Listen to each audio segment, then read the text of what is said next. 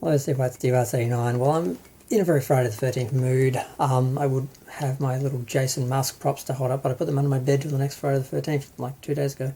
But yeah, so I watched the Sweet Revenge short film, and I kind of liked it. I liked the tone and everything, and I thought it was kind of interesting with the whole, is she dead? Is she a zombie? Is it the Crystal Lake that brought her back? Is she possessed? What is it?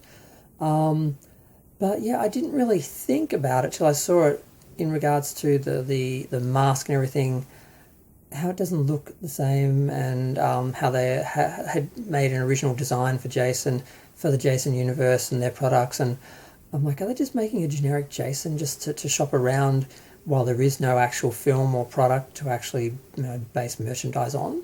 I didn't think too much about it, but some other people after they're doing the review, they really trashed the mask. And as much as I think it looks bad, in bright light, in like a clean mask version, the eyes don't look right. But when they actually filmed it in the lighting with all the grit and everything on it, I didn't notice so much. I did notice in one shot that you can see the difference in the shape of the eyes, but it didn't really bother me. It doesn't look as bad as I think, because we first saw like a raw plain white mask. It looked twice as bad as it is, but it's definitely different. And I'm like, why? And I thought about it. I thought all the other masks and all the other films are pretty much accurate. It's not like Michael Myers' mask where like it changes in every single one. They pretty much kept to the original hockey mask, except for like five, of course.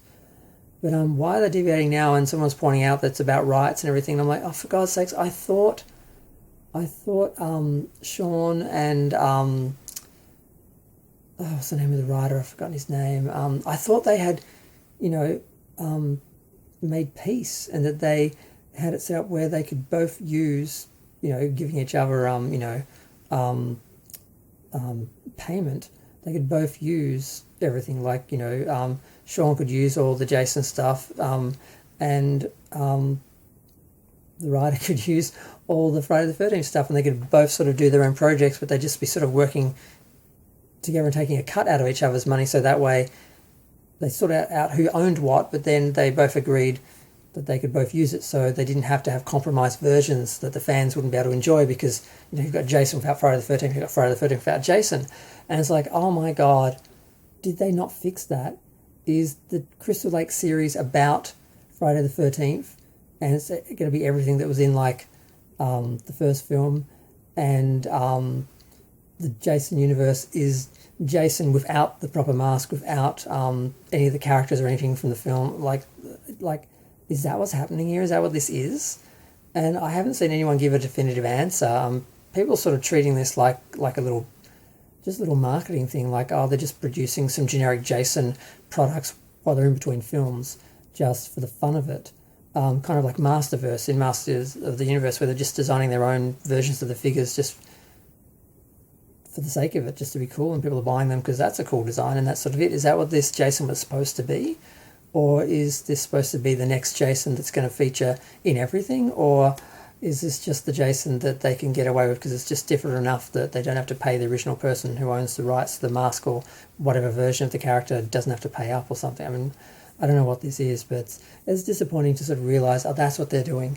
And I can't believe I didn't really think about it. And you'd think with all the issues with Star Trek and their rights and the likenesses and the differences between, like, D7s and so forth, that I wouldn't have thought about this sooner and sort of realised it, and hadn't really thought about it. I think I mentioned the idea of it because I'm like, are they doing this? Are they doing that? And I didn't really work it out. And I'm like, oh no, is this like going to be like a compromise thing now? And it's like, I thought they'd sorted this out. I thought, I had hoped they'd sort this out, because you can't have two people owning the rights to one product and trying to make that product and make fans happy, because you're never going to do it if you don't have Friday the 13th in a Jason film, or if you don't have Jason in a Friday the 13th film. It's never going to work. Just like, the way they were doing Star Trek through Secret Hideout and Bad Robot, where it didn't look like Star Trek, didn't sound like Star Trek. It had like the names, and technically it was the same characters and same universe, allegedly, but it wasn't. Visually it wasn't, and the characters are nothing like what they appear in the stories, don't seem to resemble what's supposed to happen and so forth. And